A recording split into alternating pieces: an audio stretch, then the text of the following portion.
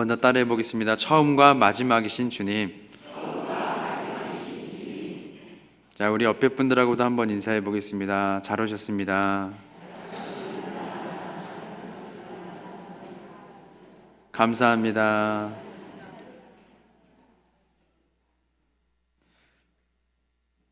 저번 주부터 이렇게 자리가 빈 곳이 많이 보이는 것 같아요.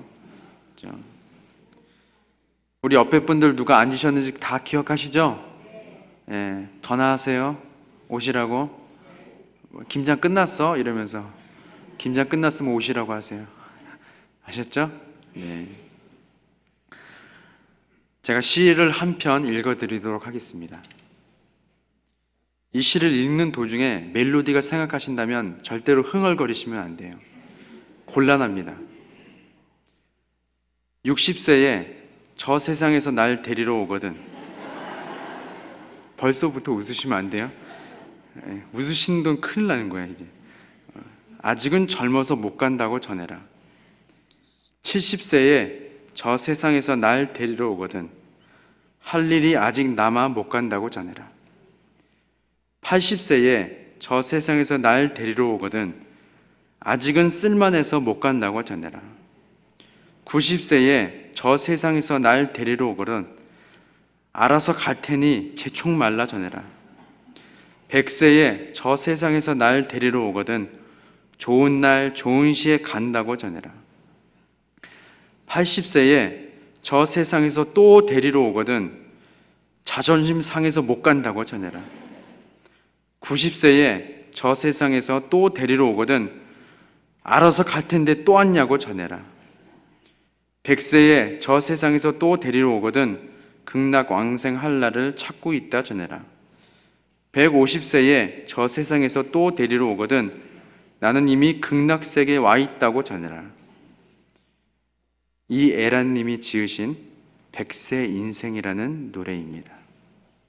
2부 때는 이 시를 읊어드렸더니 흥얼거리시더라고요. 네, 멜로디 딱 기억하시죠? 한때 유행했던 노래입니다. 근데 이 노래의 내용이 어떤 내용인 것 같아요? 그냥 아직은 좀 더 인생을 즐기면서 살고 싶다라는 마음이 담겨져 있습니다.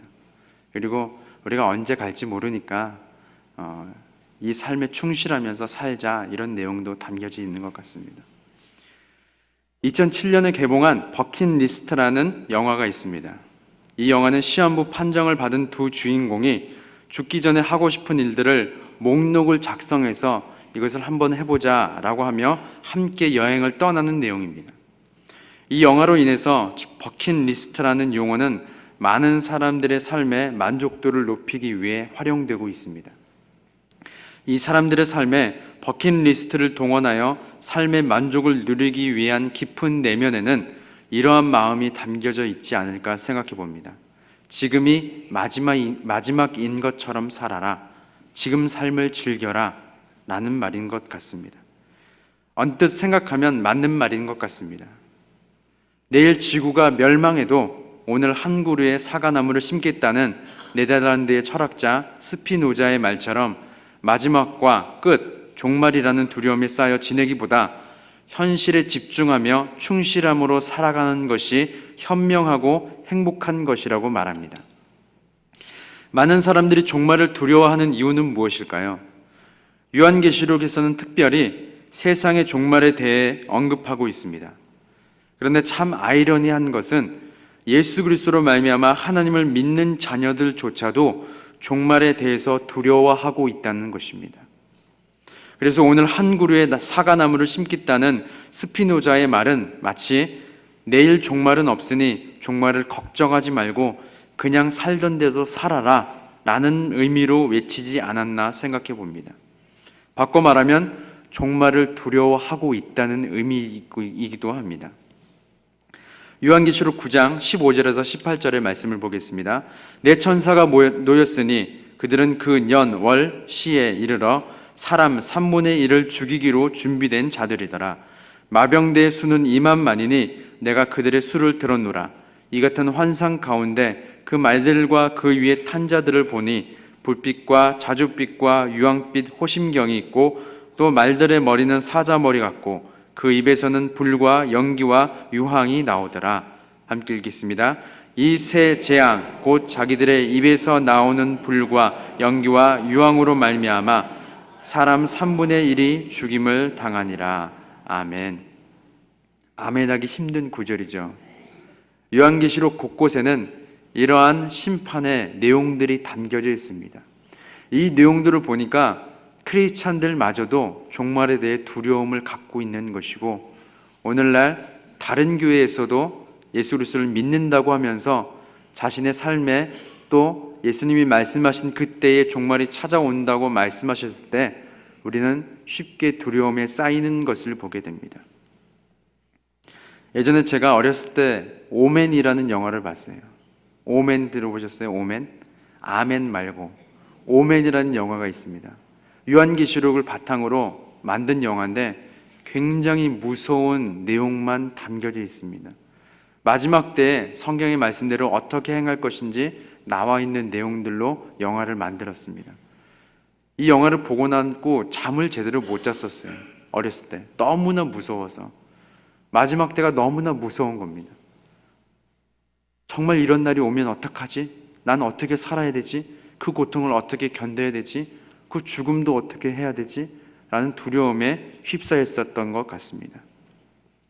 하지만 예수 그리스도 그 어린 양의 피로 구원을 받은 하나님의 자녀인 우리는 종말을 두려워해서는 안 됩니다.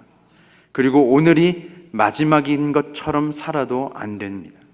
지금이 마지막 때인 것을 자각하고 더욱더 깨어있는 신앙으로 사는 것이 중요한 것입니다. 뉴스를 통해 들려오는 참담한 소식을 보고 있노라면 이제 곧 주님이 오실 것 같은 마지막 때가 정말 가까이 왔구나 하는 생각이 들 정도입니다. 사실 예수님께서 오신 이후부터 우리는 마지막 때를 살고 있는 것이죠. 하지만 이 세상이 마지막인 것처럼 살라고 말하는 것은 종말 후에, 심판 후에 하나님께서 말씀하시는 새하늘과 새 땅을 부정하는 잘못된 신앙관일 수도 있습니다.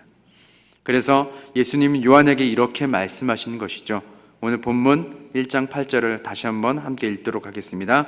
주 하나님이 이르시되 나는 알파와 오메가라. 이제도 있고 전에도 있었고 장차 올 자요 전능한 자라 하시더라. 아멘. 성경에서 이 말씀은 굉장히 중요한 의미를 담고 있습니다. 우리 주 하나님은 이전에도 계셨고 지금도 계시고 앞으로도 계시는 분이십니다. 이 진리는 하나님께서 택하신 자들 뿐만 아니라 이 세상의 모든 사람에게 동일하게 적용되는 말씀입니다. 그 사람이 하나님을 믿던 믿지 않던, 하나님을 인정하던 인정하지 않던, 하나님은 살아계신 하나님, 이제도 계시고 어제도 계시고 내일도 계시는 영원하신 아버지 하나님이라는 사실은 변함이 없다는 것입니다. 예수 그리스도의 이 말씀은, 요한에게 하신 이 말씀은요, 사실은 구약에서부터 지속적으로 이스라엘 백성들에게 말씀하셨던 것이죠. 요한계시록에만 딱 얘기하는 게 아니고 구약 성경 전체를 통하여서 신약에서도 마찬가지로 내가 너와 영원히 함께 하겠다라는 이 말은요, 꾸준히 하나님의 말씀을 통하여서 외쳐왔던 것입니다. 창세기 28장 13절에서 15절의 말씀을 보겠습니다. 또 본즉 여호와께서 그 위에 서서 이르시되 나는 여호와니 너희 조부 아브라함의 하나님이요 이삭의 하나님이라. 내가 누워있는 땅을 내가 너와 내 자손에게 주리니 내 자손이 땅의 티끌같이 되어 내가 서쪽과 동쪽과 북쪽과 남쪽으로 퍼져나갈지며 땅의 모든 족속이 너와 내 자손으로 말미암아 복을 받으리라. 함께 읽겠습니다. 내가 너와 함께 있어 내가 어디로 가든지 너를 지키며 너를 이끌어 이 땅으로 돌아오게 할지라. 내가 내게 허락한 것을 다 이루기까지 너를 떠나지 아니하리라 하신지라. 아멘. 아브라함과 이삭과 야곱의 하나님, 전에도 계신 그 하나님께서 지금 오늘날 나의 하나님이 되셨고 앞으로도 나를 책임지시는 분이시고, 하나님을 떠나지 않는다면 내 자손도 내 후손도 그들이 밟는 땅도 하나님이 책임지신다는 것입니다. 예수님께서 요한을 통해 이 세상의 종말을 언급하시면서 하나님의 백성들에게는 이 말씀을 붙들라고 하시는 겁니다. 이 세상의 종말이 곧 찾아올 텐데 하나님의 자녀들은 걱정할 필요가 없다. 왜냐하면 하나님은 어제도 계시고 오늘도 계시고 내일도 영원히 거하시는 우리 하나님이시기 때문이다. 무엇이 걱정이냐? 하나님께서 책임지신다는데 이렇게 말씀하시는 것입니다. 그래서 우리가 요한계시록을 읽을 때는요, 그냥 단순히 이 종말의 때에 우리는 어떻게 살아야 합니까? 두렵고 떨림으로 그 말씀을 받는 것도 중요하지만 그 이전에 우리는 어떤 자인 거예요? 하나님이 영원히 함께하는 평안함을 누리는 그런 자임을 잊지 않아야 한다는 것입니다. 이 세상 사람들이 두려워하고 절망과 좌절 속에 있을지라도 우리는 그곳 가운데 있지 아니하고 영원하신 하나님과 동행하는 하나님의 자녀인 것을 잊지 말라는 것입니다. 얼마 전 기독교 연합신문에 이런 기사를 보았습니다. 20대 가나안 성도 급증이라는 타이틀로 일면에 기사가 났습니다. 그래서 이것을 기사로 낸 교수가 이들이 교회를 가기 싫은 이유를 물었습니다. 리서치 조사를 해서 물었어요. 24.3%는 개인적인 사정으로 교회에 가기 싫답니다. 22.3%는 자유로운 신앙생활을 추구한다고 하며 교회를 가기 싫어했습니다. 13.4%는 교인 간 간섭과 갈등 때문에, 그리고 10.7%는 목회자의 인격과 설교 때문에, 10.2%는 교회 시스템이나 프로그램과 불만, 신앙에 대한 회의, 그리고 8.9%는 교회 내 분열과 문제라고 자신들이 교회를 가기 싫은 이유를 대답하였습니다. 이 문제는요, 비단 20대 청년들에게만 국한되는 것은 아닙니다. 이미 가나안 성도라는 용어가 이전부터 있었던 것을 보면 오늘 내일에 생긴 문제는 아니라고 봅니다. 이들이 교회를 가기 싫은 이유, 그리고 예배 자리에 앉아 있지만 예배를 왜 드리고 있는지, 왜 꼭 예배를 빠지면 안 되는지 등 우리가 기본적으로 예배에 대한 상식에서 벗어나 이제는 자신의 생각과 마음대로 예배를 드리고 안 드리고를 판단하고 있는 그 이 세대가 그렇게 하는 이유를 한마디로 요약한다면 그것은 그들의 삶에서 하나님은, 예수 그리스도는 내 삶에 아무런 영향력을 끼칠 수 없다고 생각하기 때문입니다.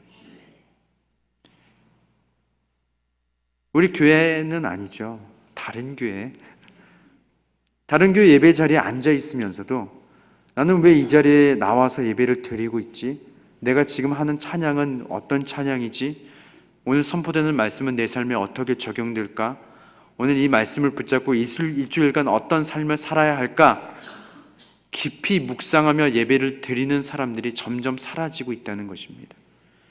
교회를 나오면서도 왜 교회에 다니는지 모르고요, 예배를 드리면서도 이것이 내 삶에 어떠한 영향이 있는지 모르고 살아가고 있고요.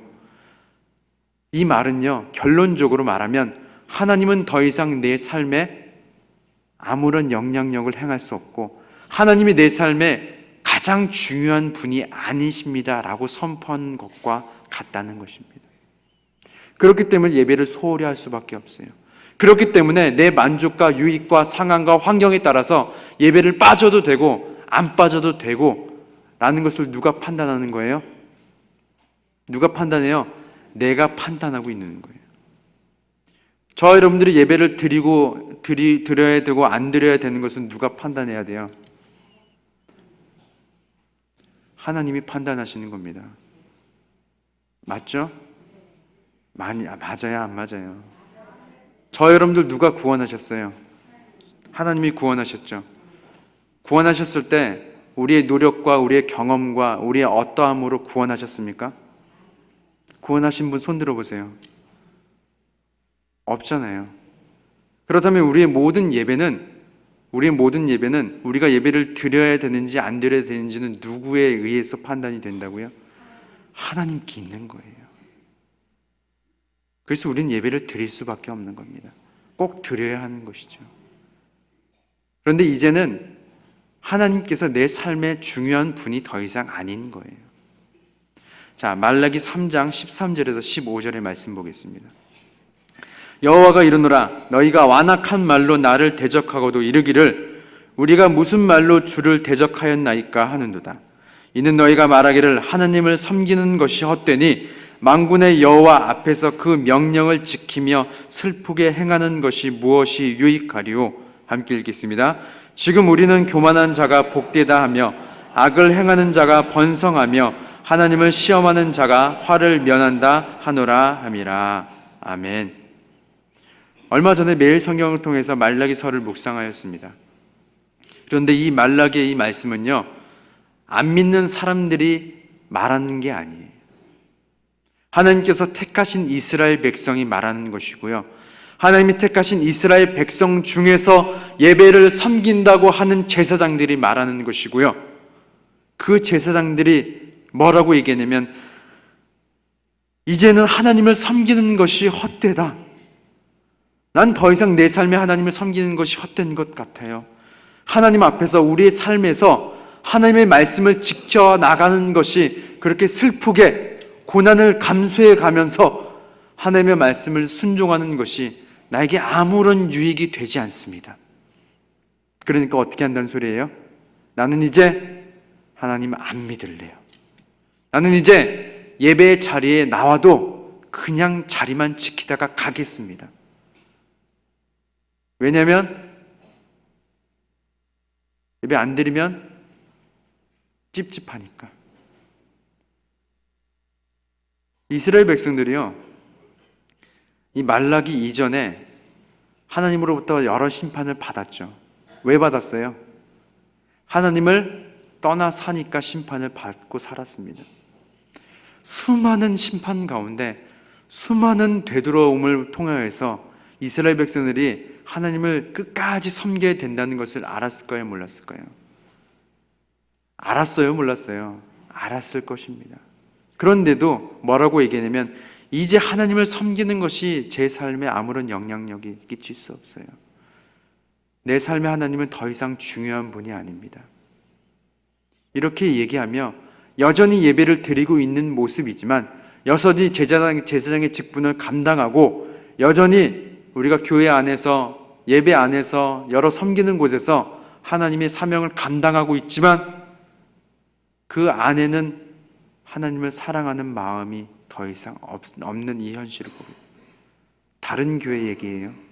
우리 교회는 잘 들으세요. 마지막 때는 더 심각합니다. 예수를 믿었던 자가 이제는 돌이켜 예수를 믿는 자를 핍박하는 시대입니다. 예수를 믿는다고 하면서 세상 정치와 경제에 깊이 개입하여서 세상 사람들조차도 눈살을 찌푸릴 정도로 행하고 있는 시대가 요즘 시대입니다. 세상의 경제와 우리 정치, 우리 나라를 보면 한숨밖에 나오지 않잖아요. 그렇죠? 그런데 그곳에서 우리는 태극기 들고 나가야 되겠어요? 촛불 들고 나가야겠어요? 아니면 교회에 와서 하나님, 이 나라가 하나님의 것입니다 라고 고백하며 하나님이 일하심을 바람으로써 기도해야 되겠어요? 1번이에요? 2번이에요? 3번이에요? 항목이 너무 많아서 기억 안 나시죠? 3번입니다. 그런데 요즘 세상은요, 믿는다고 하면서 세상 사람들조차 눈살을 찌푸리고 욕하고 하나님이 없다고 얘기할 정도로 믿는 사람들이 그렇게 행하고 있다고요. 그런 마지막 때에 우리는 살고 있습니다. 이 마지막 때에 처음과 나중이신 하나님, 어제도 계셨고 오늘도 계시며 영원토록 영원하신 나의 하나님이라는 사실을 믿는 것은 굉장히 중요한 것이에요. 아브라함과 이삭과 야곱과 성경에 나오는 끝까지 믿음을 지켰던 믿음의 선배들과 오늘날 우리 교회에서도 끝까지 신앙을 고수하고 지키고 계시는 믿음의 선배님들, 그분들은 이 진리의 말씀을 날마다 새기며 그 믿음을 지켜온 것이죠. 그래서 때로는 우리의 삶 가운데, 그들의 삶 가운데 종말과 같은 어려움과 문제가 생기더라도 하나님 살아계시지 않는 것 같아요 라고 하며 더 이상 하나님을 섬기는 것이 헛되다 라고 말하며 떠나는 사람들이 아니라 어제도 계시고 오늘도 계시고 영원하신 하나님이 누구의 하나님? 나의 하나님이신 것을 굳게 믿고 살아가는 것은 굉장히 중요한 말씀이라는 것입니다.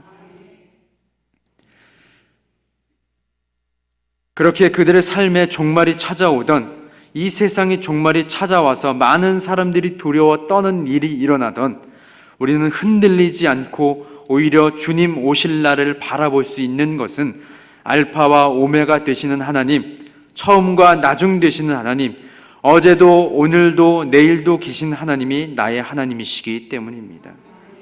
우리 말라기 3장 16절에서 18절 말씀 보겠습니다.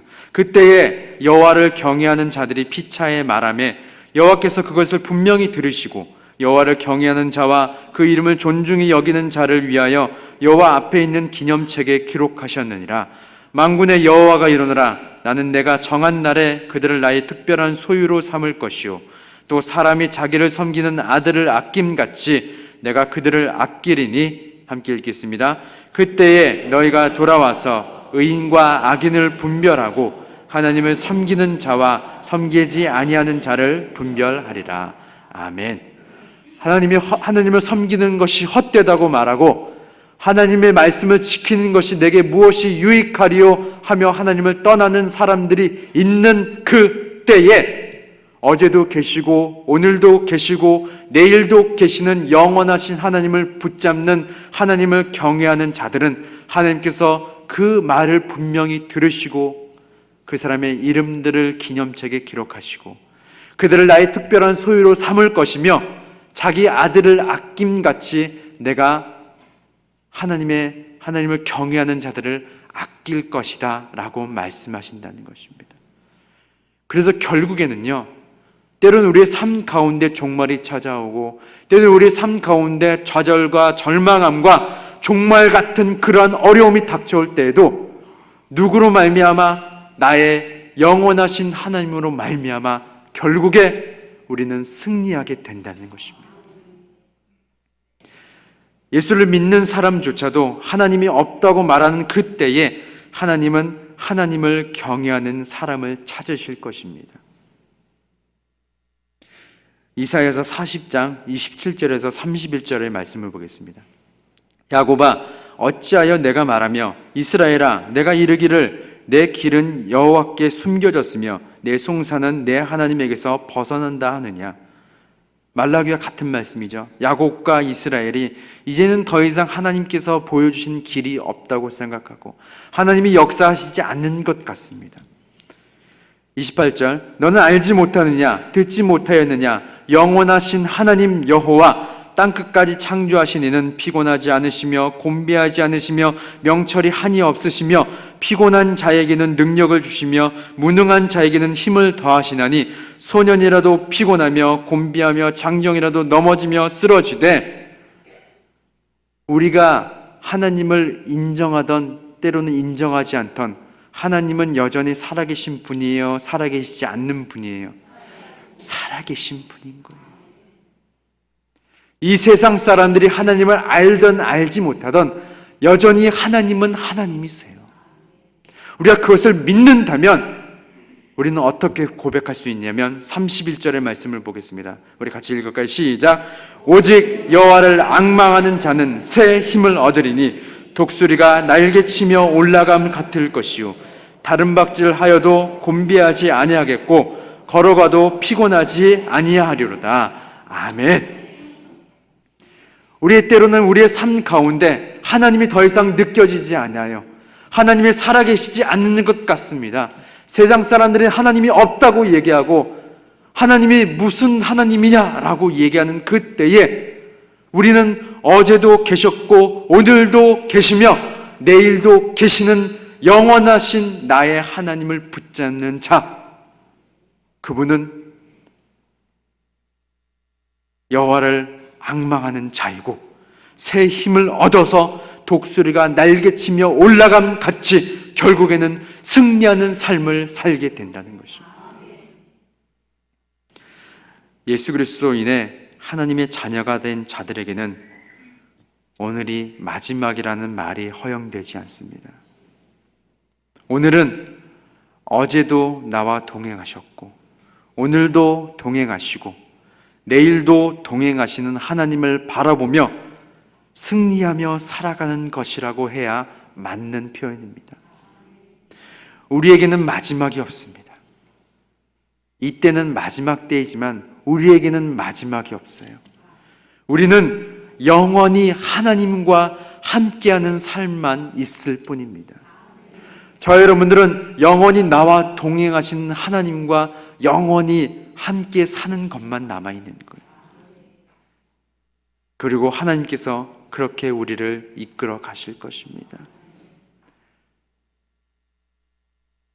우리의 모든 삶 가운데 때로는 종말과 같은 어려움과 힘들과 문제가 있을 때에도 이 말씀을 기억하십시오. 때로 우리의 눈에 보이지 않는다고 해서, 하나님이 당장 역사하지 않는다고 해서 하나님은 죽어 계신 분이 아닙니다. 영원히 살아계신 분입니다. 영원히 살아계셔서 지금도 내일도 역사하시는 분이 우리 아버지 전능하신 하나님이십니다. 예수님께서 요한에게 그 말씀을 붙잡고 이 종말의 시대를 살아가라고 말씀하십니다. 그 말씀을 붙잡고 때로는 어렵고 힘들고 문제가 있는 그때에도 이기며 살라고 말씀하고 계십니다.